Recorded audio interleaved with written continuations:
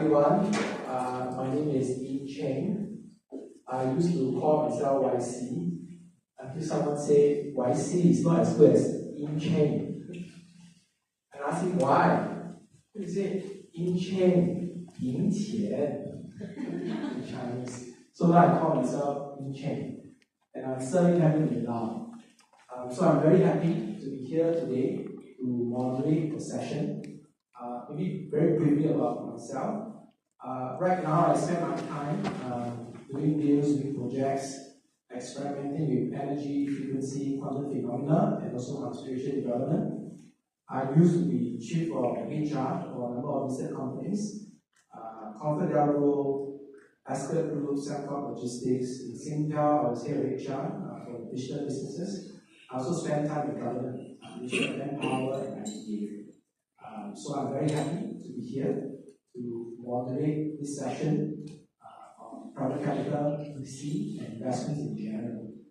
So maybe I'll now pass the mic over to the panelists for them to give a very brief introduction about themselves and what are the key ideas that they would like to share with the audience today.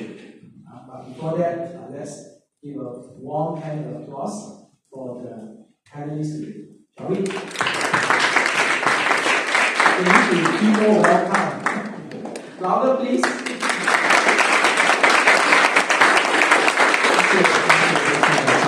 Thank you.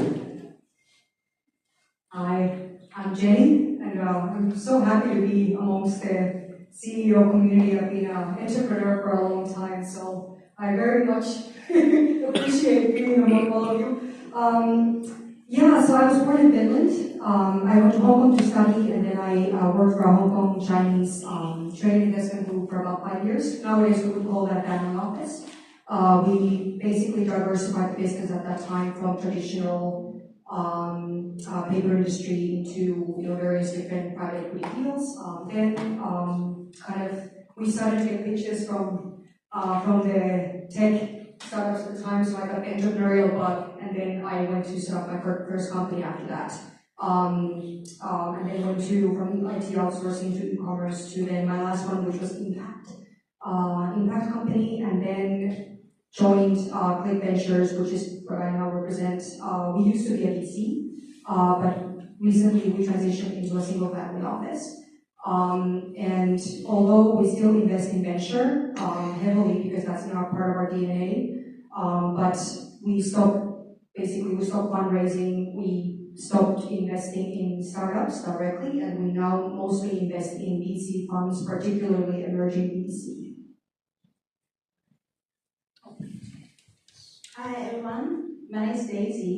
So today I'm representing the Tsangs SG. So Tsangs SG is a single family office in Hong Kong. So we are the fourth generation of Hong Kong family. We have an office in Hong Kong, London, now in Singapore, and Dubai. So the reason we started the office in Singapore because we want to extend our footprint in Singapore and attack the new market in Southeast Asia. So our family office is focused on the direct investment largely. We also invest into private equity and venture funds. So in terms of direct investment, we are tech-focused company. So at the moment, we're looking to more decarbonize the projects, impact investing, AI, and robotics companies. So most recently, we are very actively in UAE market. So you can see we are still very for Hong Kong and of course Singapore.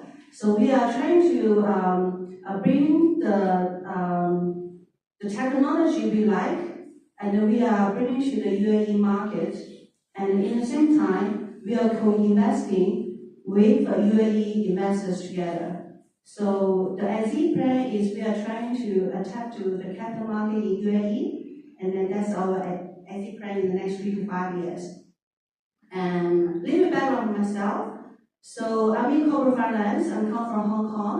So my direct name is the corporate finance lady from Hong Kong. My first job was in the investment banking boutique banks in Hong Kong. So I was doing the ECM market sponsorship for all the Chinese companies.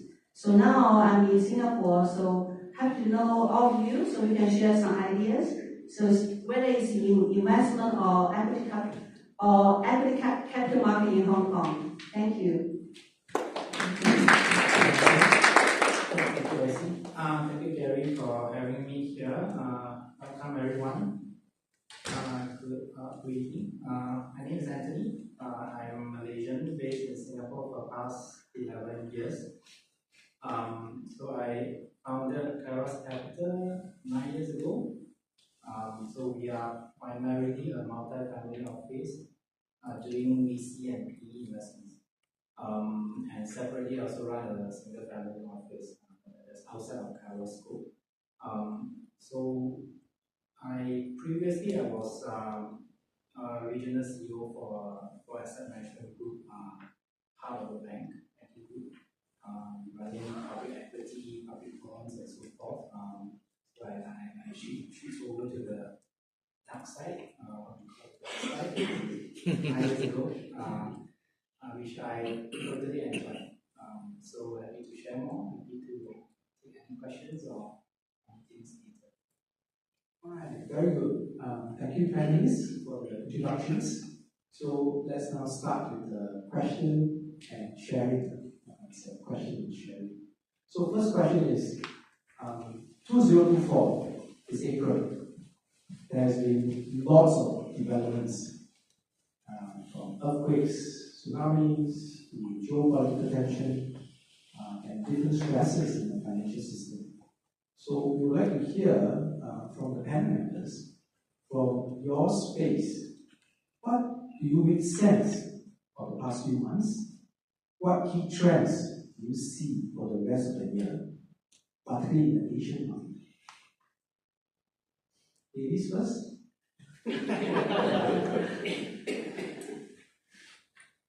Yeah.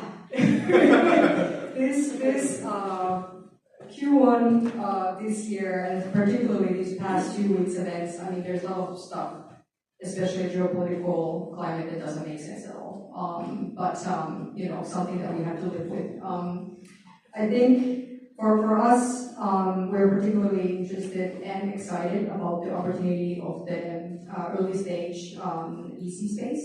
And if we kind of look a little bit deeper into that emerging VCs, so the new kind of fund entrepreneurs who are raising their first and second funds might have been, exited entrepreneurs, might have been working for the big firms or not, raising some kind of,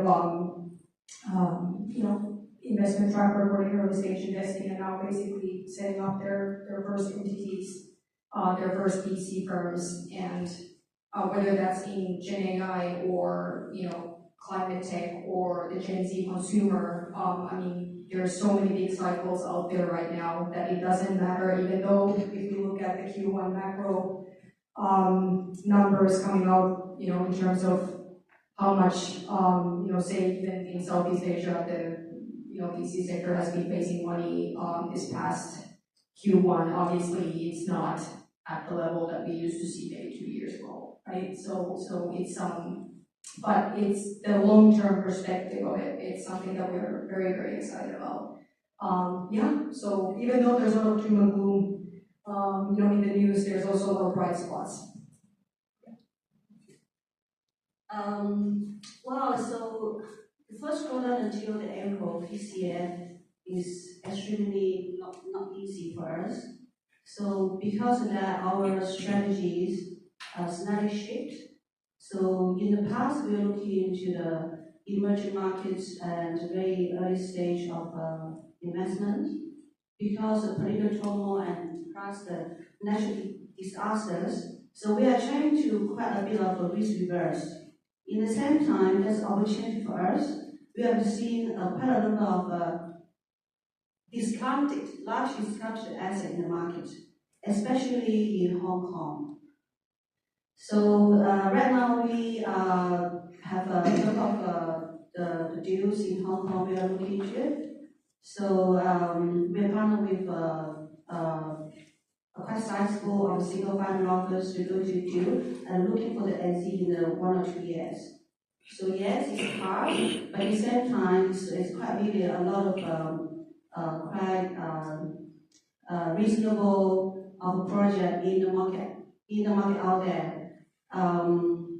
Yeah, so that's what we see, and that's how it keeps us very busy. So we are still quite for Hong Kong. So yes, market is quiet in Hong Kong, but because of the new regulations announced in Hong Kong, so we have seen quite a number of the investments and investors are going back to Hong Kong. So hopefully, in the next 12 to 18 months, the market is coming back.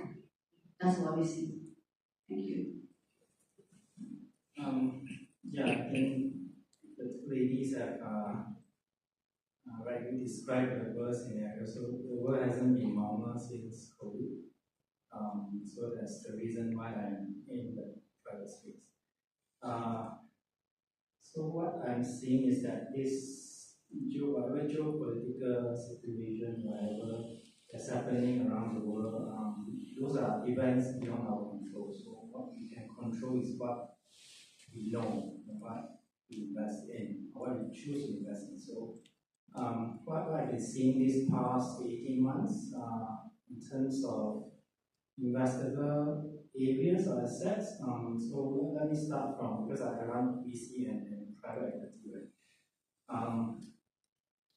And also the family office side. So I've been seeing a lot of requests for stable return, defensive assets. Families are no longer looking for the double-digit return that they used to ask for pre-COVID. So what we are seeing is that they just want their assets to be protected or their money to be protected. So they're happy with the 6 to 8% kind of range to generate enough cash flow for whatever portion of money that they are putting with us. So that's one. So because of this defensive nature, in the VC side, we actually have paused the investment in the VC space. So we are still running our VC funds that currently are still live.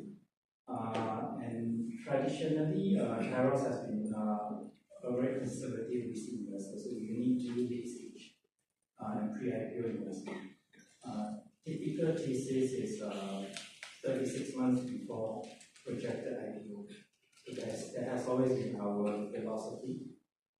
Maybe these past 2 years, we have started investing into a slightly earlier stage, maybe the mid to late stage, because there are hardly any good VC or good startups around in the late stage space. So that has always been our approach. So currently, in terms of investment, we are actually pausing unless we see something very interesting. So that's for VC space. For the PE space, it's a lot more interesting. So we are involved in oil and gas.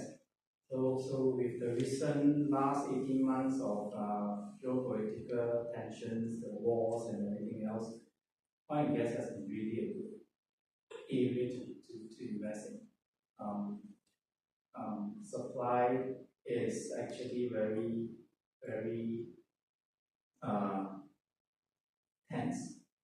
And it's very hard for normal buyers to get any decent supply. So if you have access into certain supplies, and that actually is a very good sector to go into.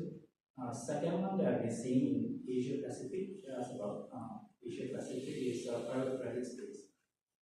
Banks are actually lending less because of all the issues around banks, all the risks, escalating risk. So banks are not lending as much, especially to the medium and smaller companies. So that provide the avenue for people like us to actually create a market in that space. So we have quite a few private credit funds that we actually provide credits or loans to certain businesses or even families. Not more than 12 months, so that's always our approach. So that is actually a growing area going forward even more so. Then Increasingly, there's a lot of focus into sustainable investment, ESG and so forth, but it's such a big stage, right? So we are actually cautiously looking to that space to see what we can do with it. So currently we have a food tech fund that invests in cell-based startups, which is a long-term play, but we see a lot of potential in that. So that kind of sum up what we are doing now. So we are quite agile, so we follow the business cycle and create products that will benefit our investors, our LPs in that situation. Right. Thank you, panelists, for sharing from your point of view what are the key trends. As we all know, when it comes to investments, it's about managing your downside risk and also maximizing your upside. So I'd like to ask the panelists, from the trends that you described and areas that you're involved in, what is that key risk that you are watching very closely and managing? And what is the biggest opportunity that you see that maybe the rest you don't see? Who wants to go first? Ladies or guys? Maybe the guys go first. Guys first. I kind of shared a bit earlier. The biggest risk would be World War. Yeah, so then everything just out of the window. So, but other than that, I don't see opportunities. So I in Chinese there's this word like 危机, 有危才有机, so that there's danger and that presents certain opportunities that people like us could take advantage of. I don't have a crystal ball. If I had, I wouldn't be sitting here, sitting on my own island in Maldives or something. So, I see a lot of potential in the private credit space. I think that is an area that's underappreciated. That is needed, I think, in almost every country because of the banking crisis, credit crunch, and so forth. So it's an open secret, but you need capital to do it. Thank you.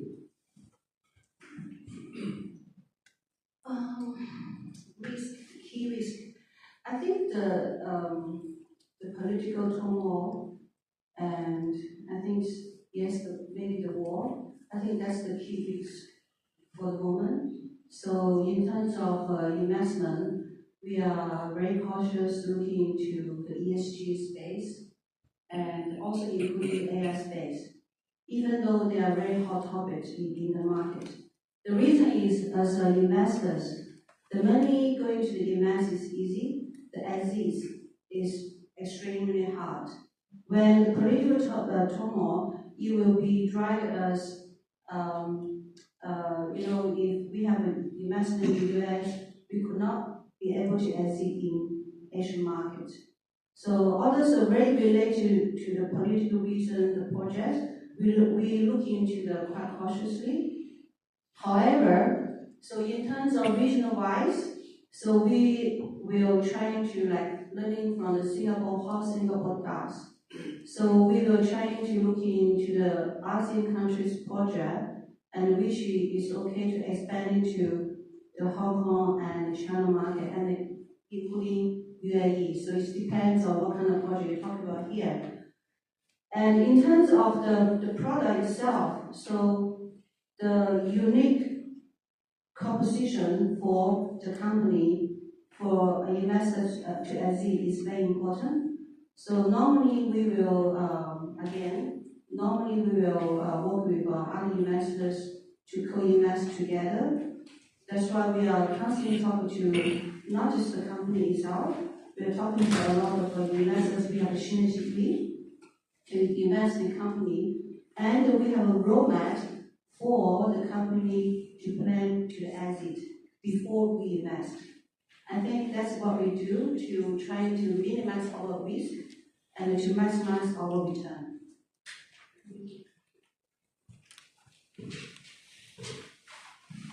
So when Click Ventures was still a VC firm, so at that time, You look at in early stage, as you know, as well, in early stage investing, you look at team a lot. And that's usually how you look at and the team is everything. Because at that time when you're raising maybe your pre-seed and seed, you don't really have a tangible product. So you have to look at the team, and the team is everything, including the risk. Now, because since we transitioned into single family office, we don't invest in startups anymore. But now we look at the emerging VC space. And I think that, now when we look at the GP, from an LP perspective, of course, again, it's a team.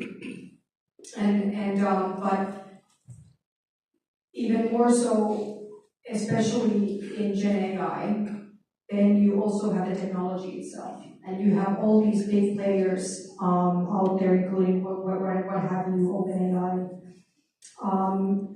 So in a way, you have to also think about what is something that these VC firms will be investing in that doesn't get wiped out in 5 years, or say they invest in a certain category of startups that they don't get wiped out simply because one of the big boys or gals release something that can So you have to really think about how the technology itself, what type of modes you're able to tap into that are defensible.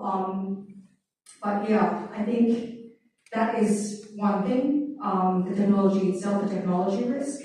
I think the other thing, obviously, the team, we see obviously being a space for the long term. You look at 10-year cycle. And then of course macro, which is exit is something that particularly I find in Southeast Asia we talk about a lot. So I think whether that's your exit strategy, or all of that, I think it's it's not easy. I find the early stage investing space, but it's also at the same time is the most fun. So so it's pros and cons. Thank you, panelists. Maybe just share my perspectives as well on the biggest risk and biggest opportunity. As someone that's been experimenting and dealing with energy, frequency, and quantum phenomena, biggest risk, number one, floods. Be mindful of floods, right? Because weather change. Second, earthquakes. The Taiwan earthquake, lots of tremors. 3 new waves of COVID. Biggest opportunity, help people to stay healthy, stay fit, stay mentally alert. So do more meditation. Okay, jokes aside, so as we look at investments, we operate in different ASEAN countries. Each countries in ASEAN are very different because they have different profile, different governments, and so on. So I'd like to ask the panelists, what is your sense of the differences in the different ASEAN markets, and how are the different governments in terms of the policies affecting your investments or fundraising or finance-related decisions? So this time around, ladies first. You want to go first? You go first. In your you take turns. Well, ASEAN countries, I think, how many nationalities you're talking about here? So I think for our firm, also including my personal experience, I think the cultural acquisition cost is the largest cost when you acquire a company. So I think that's why we are not really active in ASEAN countries investment at the moment. Aside of companies headquartered in Singapore, so we are trying to partner with some family office from Indonesia, from Thailand, see whether we have a little bit pie sharing with them, so makes us a little more comfort. That's very simple. Yeah. Thank you. Yeah, I've been in Singapore for 9 years, Hong Kong for about 5, but I am from Europe originally, so I don't think that I can really comment on this that much. Not this audience. I think You can comment about Europe, the differences between Europe, Singapore, and Hong Kong. Yeah, I think, for us for sure, like we have 2 offices. We have in Singapore and we have Hong Kong. My colleagues are Hong Kongese, right? So, we including our key principals. We like to be both in Hong Kong as well as here. I think in terms of Southeast Asia, I mean, we honestly think this globally. Geographically speaking, our biggest kind of allocations in terms of investments are actually in North America. We have also in Europe, we do have also in Asia. So we kind of look at things a bit broadly. We tend to look at developed markets more than developing. But that being said, we are open to all kinds of opportunities, and that's one of the great things about being a single family office is that you get to look at many different opportunities and you're open for a lot of things. I can't say that I can comment on particular countries per se. I wouldn't be an expert in that.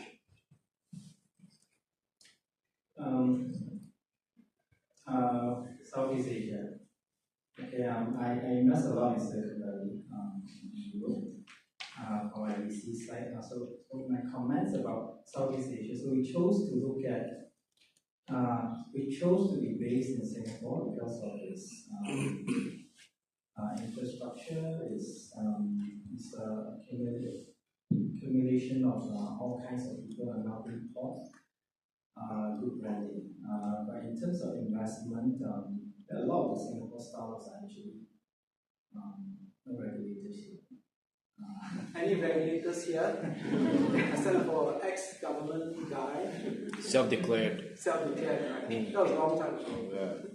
Yeah, so Singapore has money, the government has money, so they're able to throw money to attract some of the biggest startups or VCs in the world to set up shops here, or even relocate here.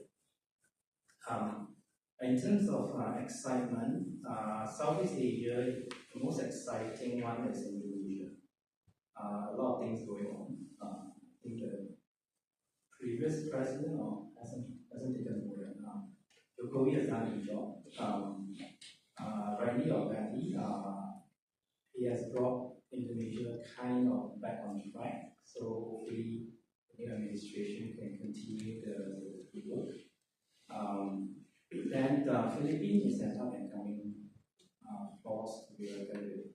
So I was there for the past few months. It's a very vibrant VC space, surprisingly too. So I'm partnering one of Philippines' biggest VCs in terms of co-investments and so forth.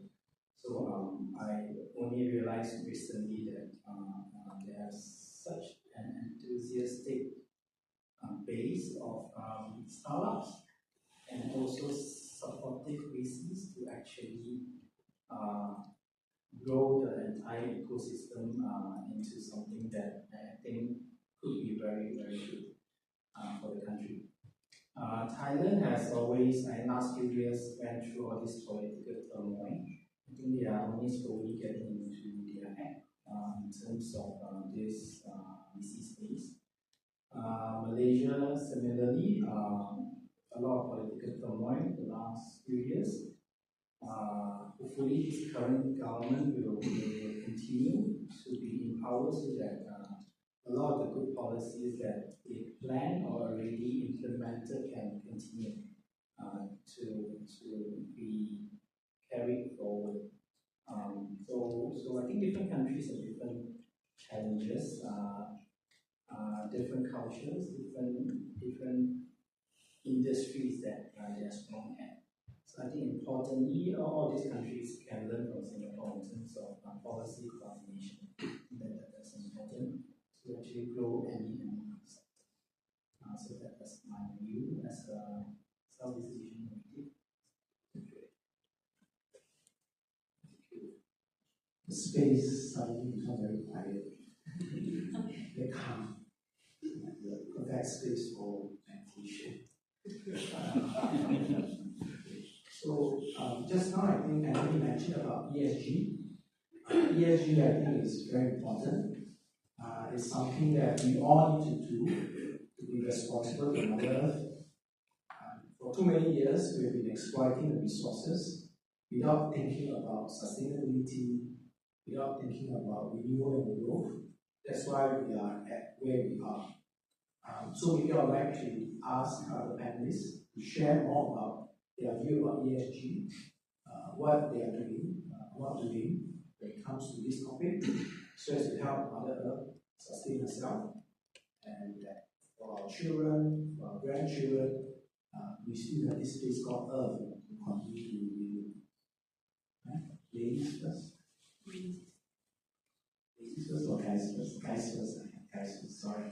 Guys first. Okay, ESG. You want my honest opinion? Or? Go ahead, be honest. There's power in honesty, to be honest. Is it safe space, right? Safe space. Yeah. And if you can request Gary later to just adjust the videos if you want anybody to cut. Okay, there's also a joke in our industry, right? Saving the earth is a job for the rich people. Okay, but joke aside, okay, personally, or as a firm, we don't believe in all the now, COP27, 28. What is next? What is net zero thing? I just don't see any sense in it. It's just not practical. How could carbon never go to zero? So, in any sense, okay. So I think there are two parts, right? Whether you are someone ethically felt responsible or felt that carry the responsibility to do your part to save our Earth, right? Something that we might not even see in our lifetime, right? But I think it's the right thing to do. But it has to be a collective effort. So it's up to, I think, every individual's moral compass to decide what we want to do for this earth that we are living. So I personally launched the Food Tech Fund for that purpose, because I believe food, because I love food, I love to eat, I love to taste different cuisines and so forth. So I decided that I will start from the food angle. Yeah, so and food is not sustainable. There are a lot of food that we are eating are not healthy. So from my little part, I decided to just launch a fund. Doesn't matter how big the AUM, then at least I contribute something back to this, to the earth. Not so much back to the society right now. Yeah, so it's really very subjective in terms of how we want to save the earth. I think all of us have our own idea and resources to do. Thank you. Well, yes, so I'm not a ESG person. I also agree what you said, this is maybe not our lifetime. But I do believe we need to rescue our next generations. So our company, we have already engaged, employed some ESG related staff in Hong Kong office and Singapore office. The reason doing this, we are trying to work with all this external agency to help us how can achieve our investment strategy in terms of ESG space.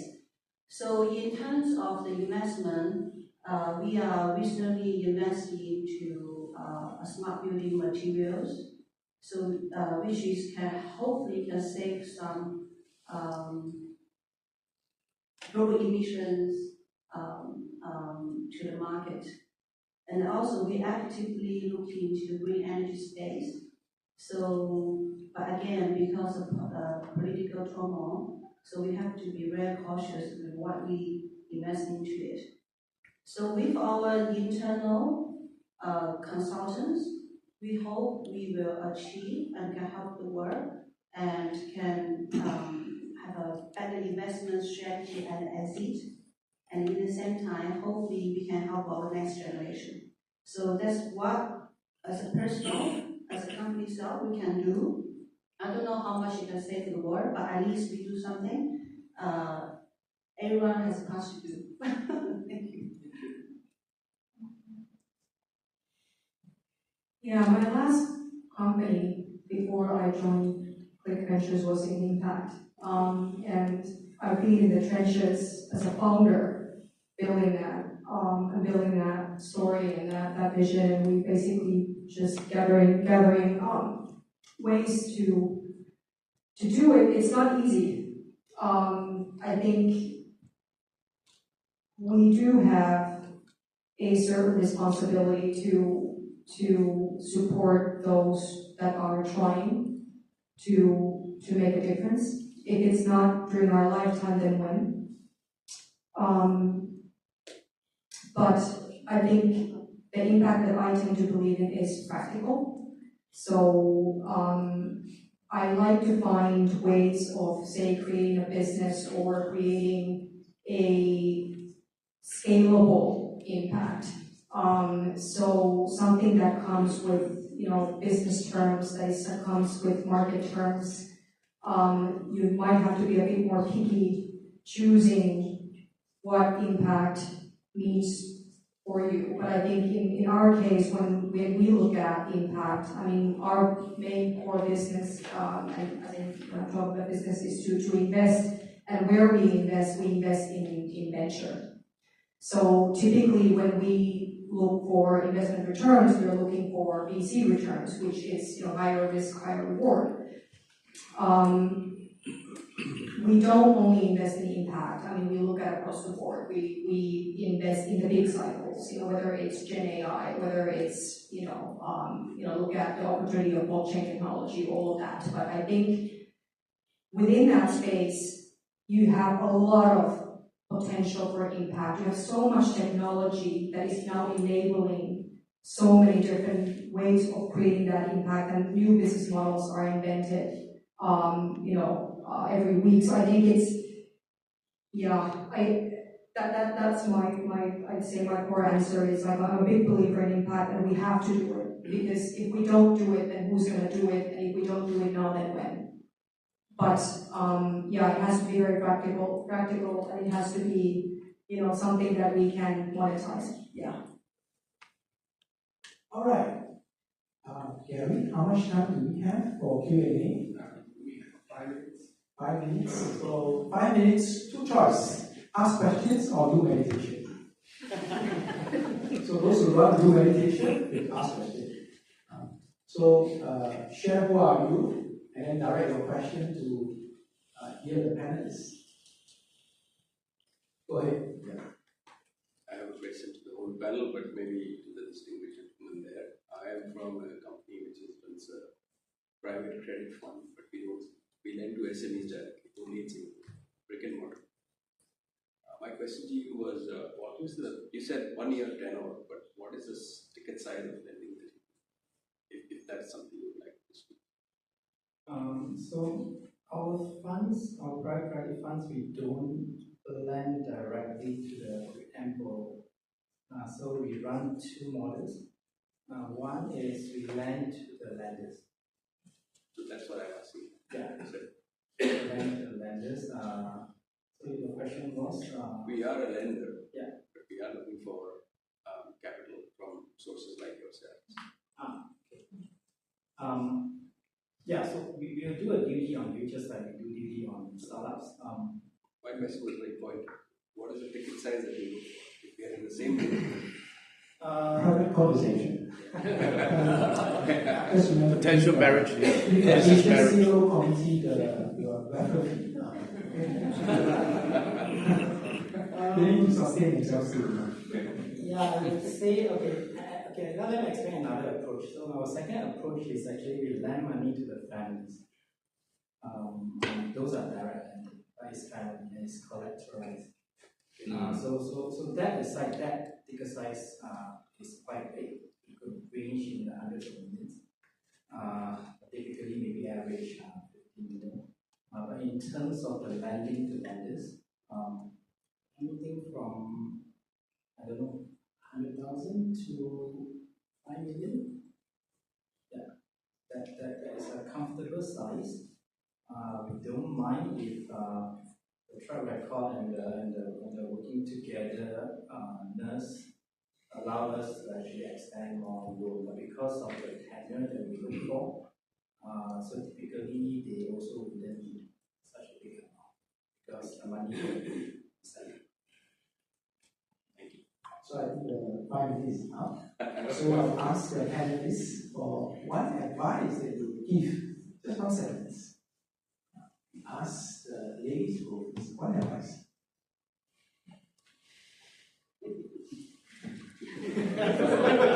This is quite a senior audience for me to give advice. Okay, one suggestion. Yeah. One suggestion. One suggestion. Yeah.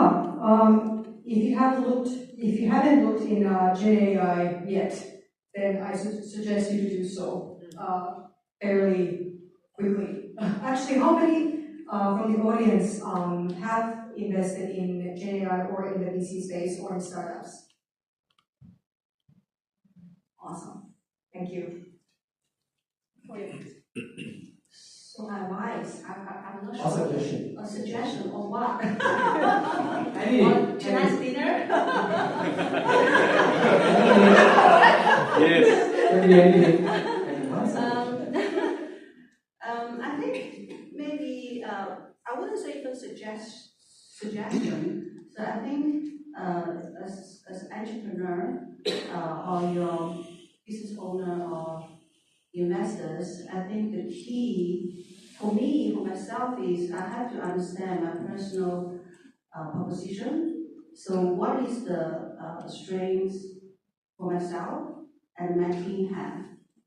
And then we tackle with the strengths and then to looking for what is suitable for my business. I think that's I always do. We have very clear position for the market sharing, for the investment space, and then including the exit space. So for our team, we have a buy side and sell side. So we have a very clear picture when we go into it and how and when we can exit. So I think maybe we are different compared to the private equity and VC space. We are not the passive investors. We always want to get involved. So that's why I think that's our strategy. That's what I think as entrepreneur can share the suggestion here with all of you. So I'm happy to share with all of you here. So if you have any decent company or very good technology company, or you have whatever experience, I would love to share with you all. Thank you. I always tell my investor one thing: invest in what you know, what you understand. The world is messy enough.